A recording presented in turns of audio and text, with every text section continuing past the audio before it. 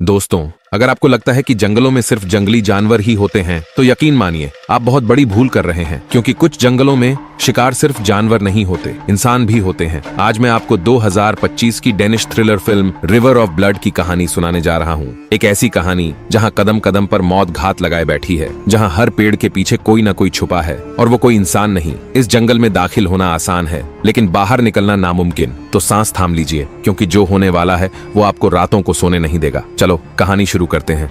घने जंगल में लकड़हारे अपना काम कर रहे थे, लेकिन तभी कुछ ऐसा हुआ जिसने सभी को चौंका दिया। एक मजदूर अचानक किसी अनदेखी ताकत के वार से नीचे गिर पड़ा। उसके साथी का दिल घबराहट और जिज्ञासा से भर गया। वह जल्दी से अपनी कुल्हाड़ी उठाकर आगे बढ़ा। जैसे ही उसने नजदीक जाकर देखा, उसकी आंखें डर से फटी रह गईं। उसके साथी का आधा शरीर बुरी तरह टुकड़ों में कट चुका था। ये देखकर वह तुरंत पीछे हटा और बिना समय गंवाए वहां से भागने लगा। उसे डर था कि कहीं उसका भी वही अंजाम न हो जो उसके दोस्त का हुआ था, लेकिन शायद घबराहट में उसने सही रास्ते पर ध्यान नहीं दिया। अचानक वह एक गड्ढे में गिर गया। उसने तेजी से चट्टानों को पकड़ लिया, क्योंकि नीचे नुकीली लकड़ियों का ढेर था। उसने गहरी सांस ली और पूरी ताकत लगाकर किसी तरह उस खाई से बाहर निकला। फिर वह अपनी जान बचाने के लिए दोबारा दौड़ पड़ा, लेकिन तभी अचानक उसका पैर फिर से एक और जाल में फंस गया। इस बार वह उल्टा लटक गया और खुद को हवा में झूलता हुआ पाया। धुंधली नजरों से उसने देखा कि एक डरावना आदमी, जिसकी शक्ल बिल्कुल कंकाल जैसी थी, उसकी ओर धीरे धीरे बढ़ रहा था।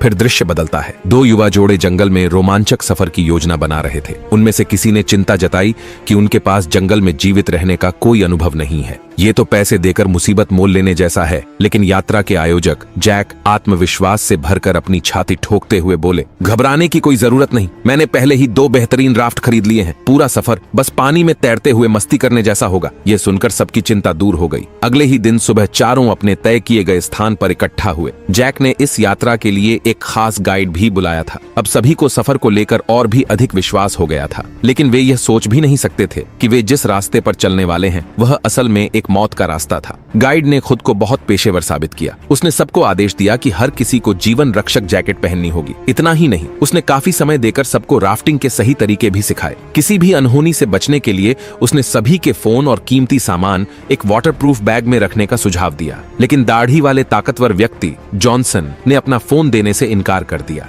वह पूरे सफर की तस्वीरें खींचकर यादें संजोना चाहता था। जब सब तैयार हो गए तो वे नदी के बहाव के साथ जंगल के गहरे हिस्सों की ओर बढ़ने लगे। गाइड ने रास्ते में इस जंगल से जुड़े कुछ रहस्यमयी किस्से सुनाने शुरू किए। कई साल पहले इस जंगल में गाइड के दादा अचानक लापता हो गए थे। कुछ लोगों का मानना था कि वे नरभक्षी जनजाति के शिकार हो गए। इस संदेह की पुष्टि तब हुई जब जंगल के अंदर उनके कुछ सामान मिले और वहीं पास में मिले मल में इंसानी हड्डियों के टुकड़े भी देखे गए। गाइड की यह कहानी सुनकर सभी के चेहरे का रंग उड़ गया। माहौल भारी होता देख गाइड ने जल्दी से हंसते हुए सबको आश्वस्त किया, चिंता मत करो, नरभक्षी जंगल के सबसे गहरे हिस्से में रहते हैं।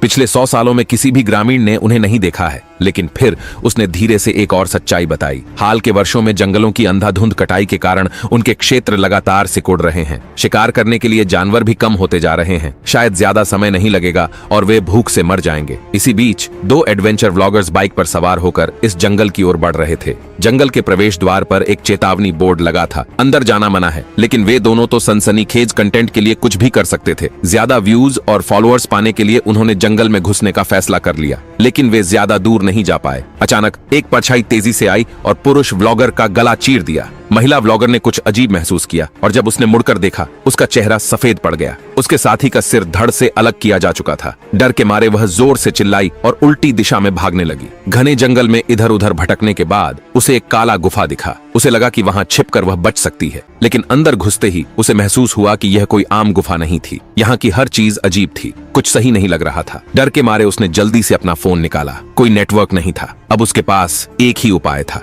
इमरजेंसी वीडियो रिकॉर्ड करना। लेकिन तभी उसके साथी का कटा हुआ सिर लुढ़कता हुआ उसके पैरों के पास आ गिरा। उसकी रूह कांप गई। उसने तुरंत बाहर भागने की कोशिश की, लेकिन तब तक बहुत देर हो चुकी थी।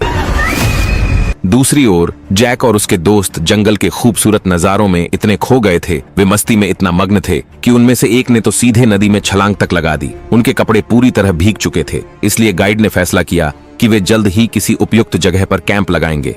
रात धीरे धीरे घिरने लगी। गाइड जानता था कि सुनहरे बालों वाली लड़की नरभक्षी जनजाति की कहानियों में काफी रुचि रखती थी, इसलिए उसने फिर से एक नया किस्सा सुनाना शुरू किया। कहते हैं जब नरभक्षी अपने शिकार को पकड़ लेते हैं तो वे उसे तुरंत नहीं मारते, वे पहले उसे इस हद तक घायल कर देते कि वह भाग न सके, फिर उनके बच्चे खुद उस शिकार का शिकार करना सीखते। ये तो पूरी तरह जंगली जानवरों की तरह का व्यवहार था। इसी बीच बड़ी दाढ़ी वाला जॉनसन अचानक वहां आ गया। उसने देखा कि उसकी गर्लफ्रेंड गाइड के साथ गहरी बातें कर रही थी। यह देखकर वह चिढ़ गया और बीच में ही उनकी बातचीत रोक दी। इसके बाद सब अपने अपने झूले हैमॉक में सोने चले गए। लेकिन आधी रात के बाद कुछ ऐसा हुआ जिसकी कोई कल्पना भी नहीं कर सकता था। जॉनसन ने जैक की गर्लफ्रेंड के साथ चोरी छिपे मुलाकात की। मतलब इन लोगों के रिश्ते कितने उलझे हुए थे। सुबह होते ही सबकी नींद एक झटके में उड़ गई। जैक गायब था, लेकिन यही नहीं, उनके सारे कीमती सामान जिस बोट राफ्ट में रखे थे वह भी लापता थी। गाइड ने अनुमान लगाया, मुझे लगता है जैक ही पैसे और सामान लेकर भाग गया। लेकिन बाकी लोगों को यह बात हजम नहीं हुई। जैक ऐसा इंसान नहीं था। अब सवाल था, जैक गया तो गया कहां? उन्होंने नदी के किनारे चलकर उसकी तलाश करने का फैसला किया। कुछ ही देर बाद उन्हें एक दौराहा दिखाई दिया।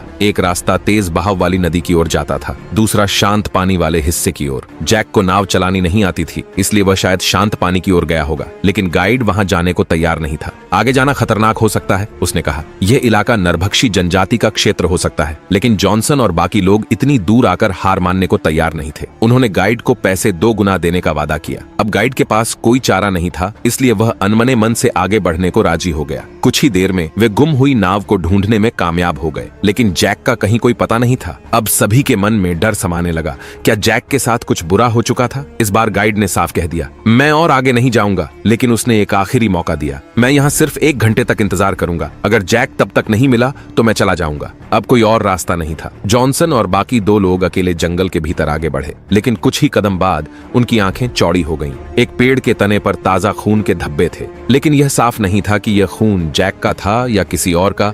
दूसरी ओर गाइड अकेला नदी किनारे बैठा इंतजार कर रहा था। तभी उसने महसूस किया कि झाड़ियों के पीछे कुछ हलचल हो रही है।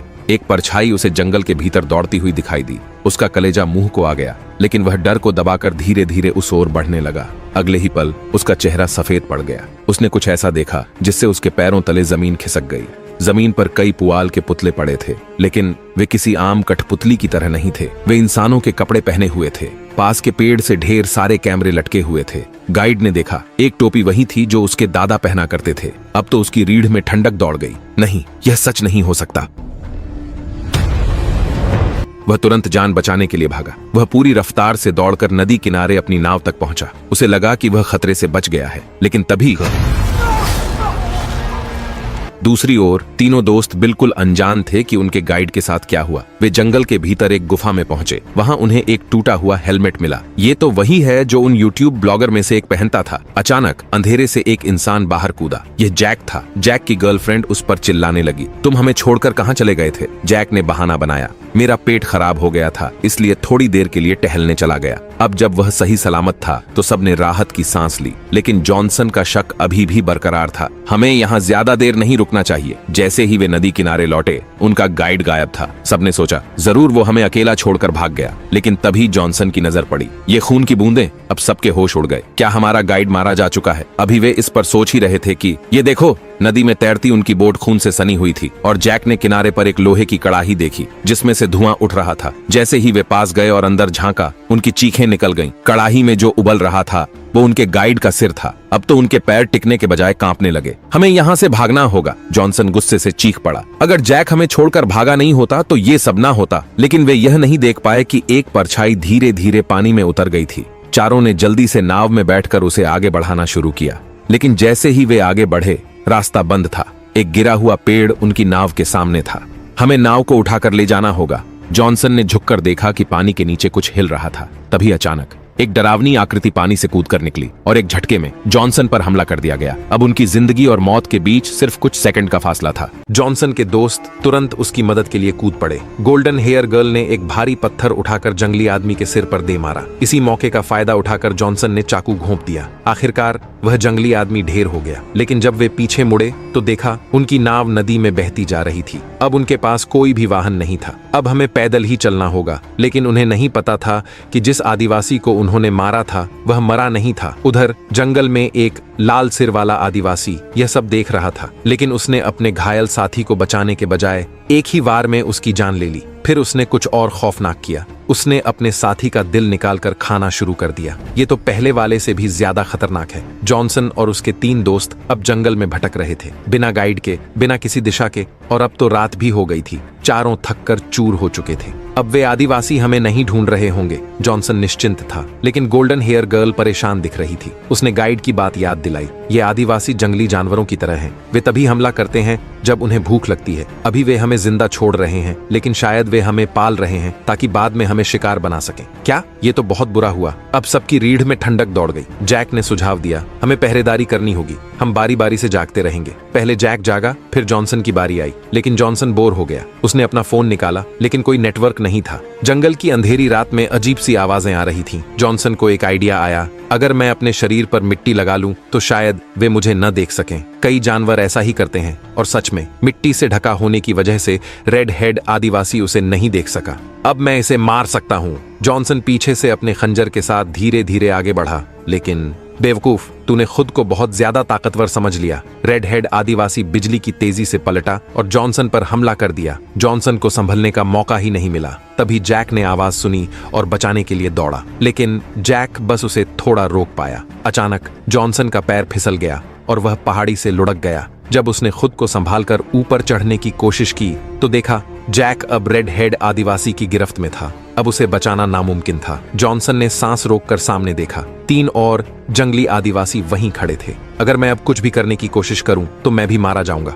जॉनसन दबे पांव पीछे हट गया और झाड़ियों में छिप गया। कुछ ही देर बाद जैक को घसीटते हुए आदिवासियों ने अपने गांव ले लिया। वहां एक आदिवासी ने एक ही वार में जैक की एड़ी काट डाली। जैक चीख उठा, लेकिन यह तो बस शुरुआत थी। अब वह उनके बच्चों को शिकार सिखाने का जीवित शिकार बन चुका था। पूरे जंगल में वह दर्द में भागता रहा और फिर एक एक करके उनके बच्चों ने जैक को मार दिया। मैं जैक को बचा नहीं सका। जॉनसन के दिल में गिल्ट था। अगली सुबह उसने दोनों लड़कियों को जगाया और झूठ बोला, जैक नाव ढूंढने गया है, हमें आगे बढ़ना होगा। 7:34 पर उन्हें नहीं पता था कि वे पहले ही आदिवासियों की मुख्य बस्ती में आ चुके थे और कुछ ही देर में एक पहरेदार ने उन्हें देख लिया। भागो! तीनों जान बचाकर भागने लगे, लेकिन जैक की गर्लफ्रेंड सबसे आगे दौड़ रही थी और अचानक वह एक जाल में फंस गई।